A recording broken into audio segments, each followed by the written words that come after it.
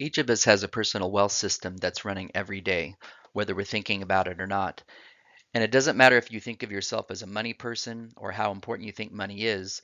The truth is that the choices we make every day about earning, spending, savings, debt, and investing are part of a system that has an enormous impact on our lives over time. And whether you have a lot of money or not, it makes sense to understand how this system works so that you can make the most of the resources you do have. So thanks for being here. My name is Greg Dickinson, and this session is to help you understand how the personal wealth map and related life stage guides can help you understand and manage your financial life. So the idea is simple. By showing how money and resources can be used to cover expenses and build wealth, the map can help you think about the financial life you want for yourself and your family. Now, it's certainly just a starting point, but I'm hoping you will find that it can jumpstart important thinking and conversations. So think of it as a checklist of financial topics you might want to explore with your family, friends, or a financial advisor. So there's a link to the map in the description section below, so feel free to download that and print a copy before or after you go through this session. Okay, let's get started.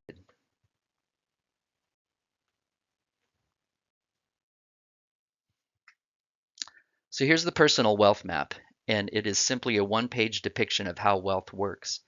Now, as you can see, there's quite a bit to it, but the good news is that there's no page 2 or page 3. This is really it, and the idea is that by showing the various components of a wealth system on a single page, the map can help you better understand what the individual pieces are and also how they work together to either create or prevent wealth.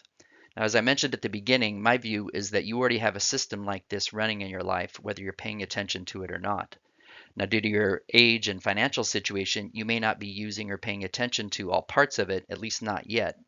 But whether or not you utilize the various parts will be a decision you'll make either implicitly or explicitly as you progress through life. So I will also submit that wealthy folks tend to know at least the basics of how this system works, and that they typically work to make sure their kids know how the system works too. Now, even wealthy folks often don't really know the full depth until later in life, and especially um, when they are coming up on retirement. And once they do, they often wish that they'd known sooner so that they could have made some decisions sooner or differently. Now, if you're like most people, you'll find that your attention gravitates to particular sections of the map because you've been thinking about a particular topic lately or because you see some parts that you're not familiar with. So let me give you a basic understanding and tour of the major sections to help you get your mind around how the map works more easily. So there are just two sections, and it's the money sources and the money uses. In other words, it's where you get your money from and then what you choose to do with it. The top section summarizes your four basic sources of money, and they're asset income, which is money you make on assets you own, work income, that's money and benefits that you earn from your job, gifts and aid is money that you get from others that you often don't have to pay back or pay interest on, and then debt, which is money you borrow from others and that you usually do have to pay back, often with fees and interest. Now, the bottom section is about how we use the money from those four sources. And on the right are expenses relating to basic living needs, discretionary spending, asset-related costs like maintenance and property taxes, income-related costs like income taxes, and debt costs like interest and fees. And then on the left side are assets, which are related to your personal assets and resources. So they're things that are specific to you personally, like your own drive, ability, and networks, and also related to your financial assets and investments. So things like stocks and bonds, and then tangible assets that you own, like your home and vehicles. So those are the two major sections of the map, money sources and money uses. And the final thing to notice is how the sections of the map interrelate.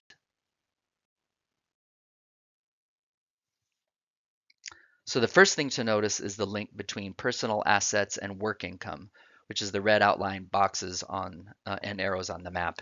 And this shows that the personal assets you develop, like your education, your experience, and relationships, can have a major impact on your income over the course of your working life. And they are often very much within your control because you can put in time and effort to develop these personal assets. So next, notice the line between assets and expenses. So this shows that your financial and tangible assets can and usually do generate some expenses in the form of things like taxes, fees, registrations, maintenance, and insurance. And now let's have a look at the two cycles highlighted in the middle of the page. And we'll start with the green wealth creation cycle on the left. Now this cycle is really important because it explains how the sections of the map can work together to generate wealth. And it works like this. So you put some of your money toward assets that can generate returns over time. And then when those assets generate returns, you reinvest those returns back into assets, and then you begin to earn returns on returns.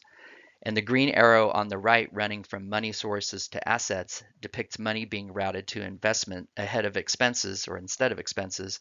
And the green arrow on the left running from assets back to the top shows assets generating asset income.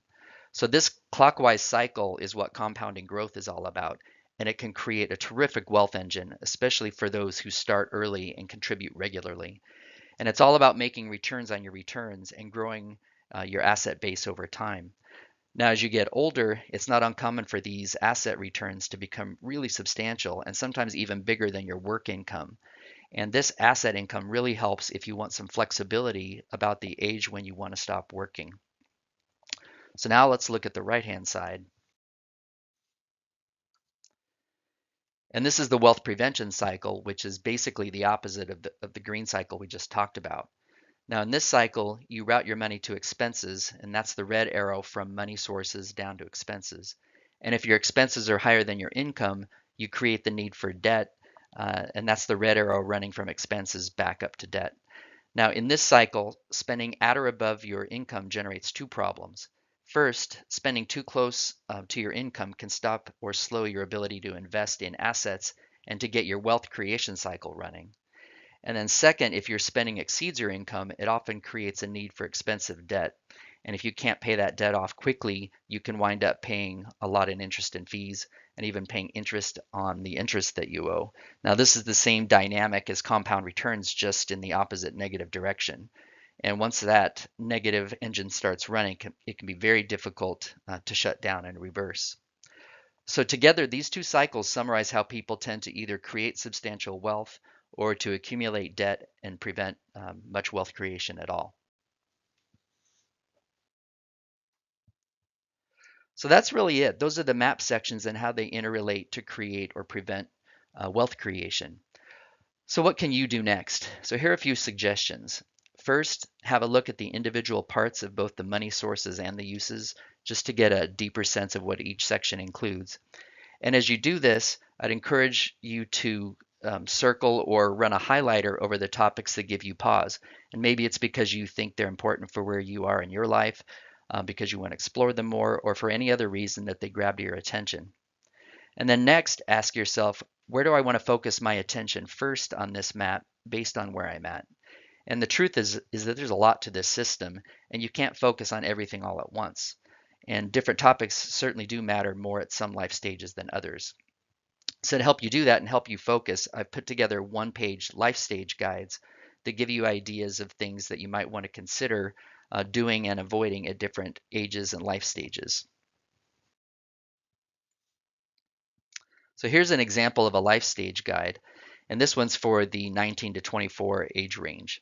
Now notice that the page is organized around the sections of the wealth map, and that's the yellow highlighted areas you see here. And then notice that each section provides three things. It provides what's typically happening in your life at that stage. And then it talks about things that you might want to consider doing if you haven't already. And then it also provides things you would typically want to avoid if you can. And now you can think of these pages as checklists for things that you should at least be thinking about. And now you might decide that some suggestions don't fit your situation or that you've got them covered already, but at least you'll know that you've thought about some of the key topics for your age and life stage. And I would encourage you to not only use the page that's specific to your current age group, but also to refer to an earlier one and a later one. And this will help you see things that you might want to catch up on from earlier stages, and then also things that are coming in your next life stage.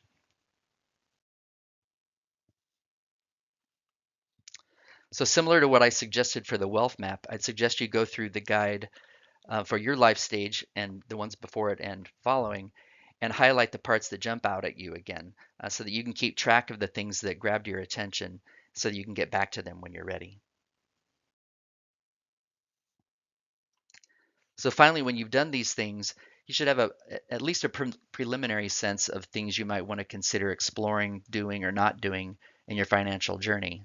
And then you can look back at the topics on the map and the life stage guides that jumped out at you and pick a few areas where you think some thinking, guidance, and research might be beneficial. And if you have a friend, a mentor, a financial advisor who you think is knowledgeable, you might want to get their take on which parts of the map are most important to you right now. And they might be able to provide information about specific map topics too. So you can also do some research on your own about any topics you'd like to explore more. And there are lots of outstanding videos on YouTube and other channels that focus on things like budgeting, mutual funds, annuities, taxes, and debt. It's really endless. And AI platforms can help too, especially for targeted questions like what's the best way to invest when I'm just starting out? Or how should I think about paying off my mortgage versus leaving the money in mutual funds? And the good news is that there's never been an easier access to great information on personal finance. Now, the bad news is that it's also never been easier to get access to bad information too, unfortunately. So I would encourage you to be aware of people who are trying to sell you things and who promote things that sound too good to be true, and to stick with reputable sources like published books and highly subscribed YouTube channels that have been around for a while. And then also to verify what you're hearing across these multiple sources and advisors before you make any big decisions. And sort of cross-checking across various information sources can be a big help. So that's really it. And I hope you will find the wealth map, the life stage guides, and this session helpful. And please feel free to let me know if it was, and to propose any additional topics in the comments section.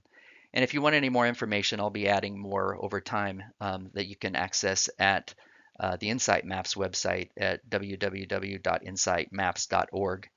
So thank you for watching, and best of luck with getting your wealth system running.